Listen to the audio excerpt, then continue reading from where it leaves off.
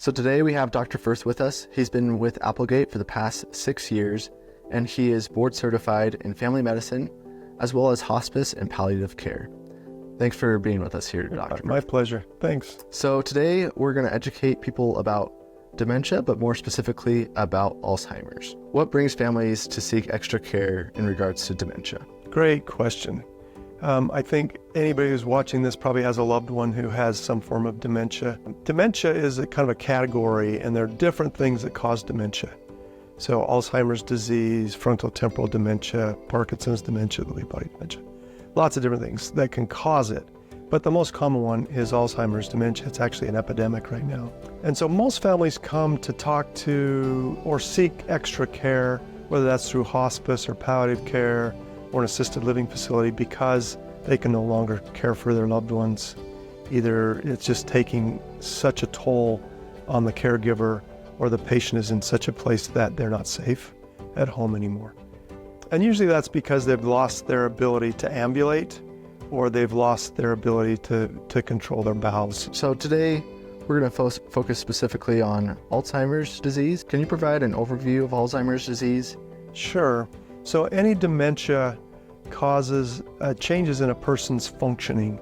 So the one that most people think about is memory loss, but also patients who suffer with it start to lose their ability to do higher level of functioning, like keep their own bank accounts, do their housework, make sense of multi-step tasks. Their personalities might change, their speech patterns change and maybe become very difficult. They can have hallucinations, delusions, so a different sense of what reality is. Also, spatial orientation becomes a problem. So a lot of people fall because they can't figure out where their feet go in space, or they might drop things, or they place something somewhere, and not only can they not remember, but they just spatially can't figure out where things are. So it's a loss of all of those things together that we call dementia, Alzheimer's being the most common.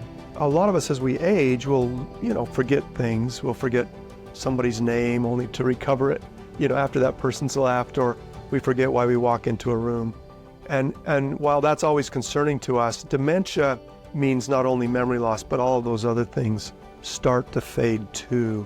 So when we see that kind of picture coming together, then we call that dementia. Perfect. And kind of tying into that, what are some early signs and symptoms of Alzheimer's, and how does the disease typically progress? Great question. So I think what families notice first and patients notice first is the memory problems. It becomes harder and harder to remember things, and they lose the short-term memory first, and then it slowly marches back in time.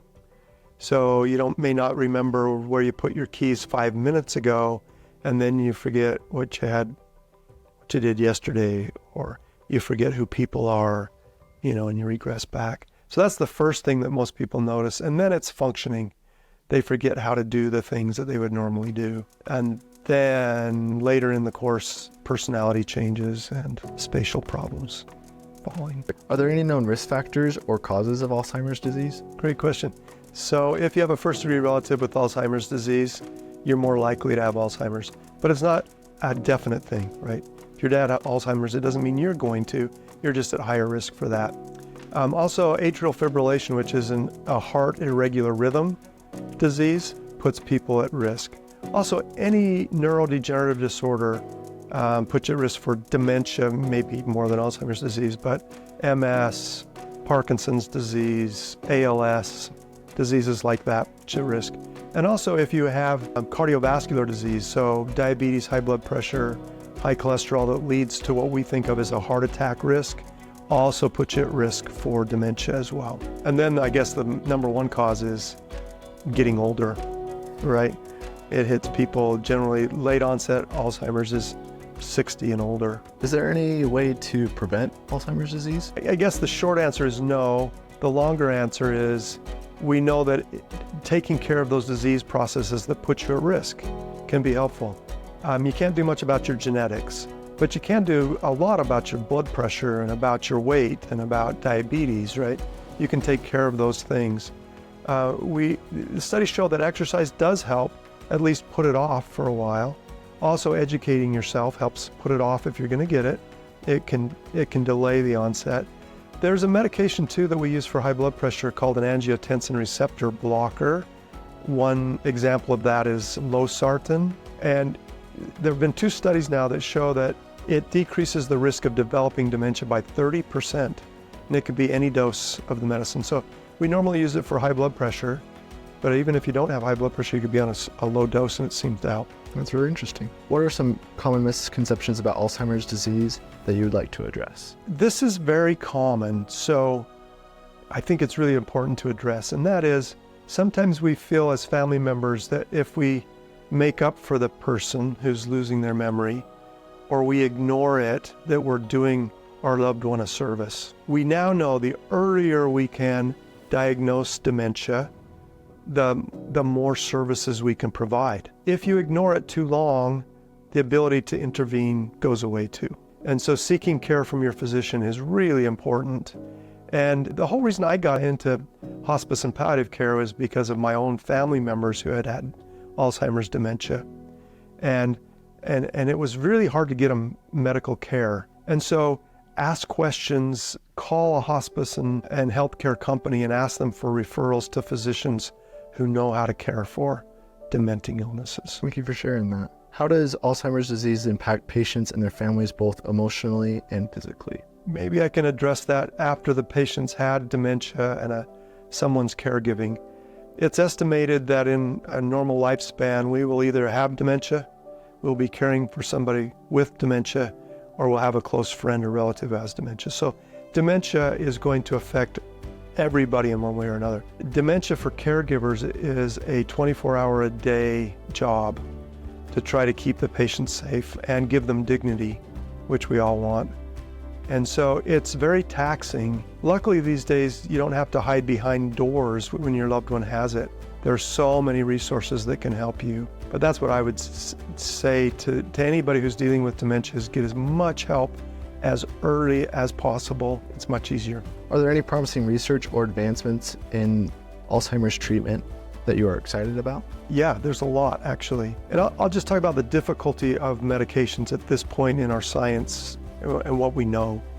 And that is the changes that happen in Alzheimer's disease are happening long before the symptoms of dementia occur. And so for any treatments to be valuable, we have to diagnose early so we can either stop or reverse that process.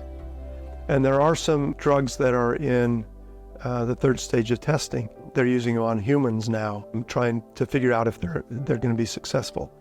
But again, we've got to get them in early in the diagnosis. Otherwise, there's already damage in the brain that we can't reverse. And so there are studies. There's none in the Salt Lake area.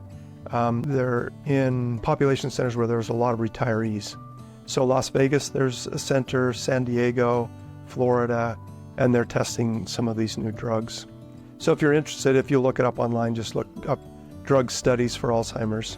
They're looking for patients who are at risk, so have multiple medical problems that put them at risk, or have been diagnosed with early mild memory problems. That's what they're looking for. How can families and caregivers best support loved ones with Alzheimer's disease?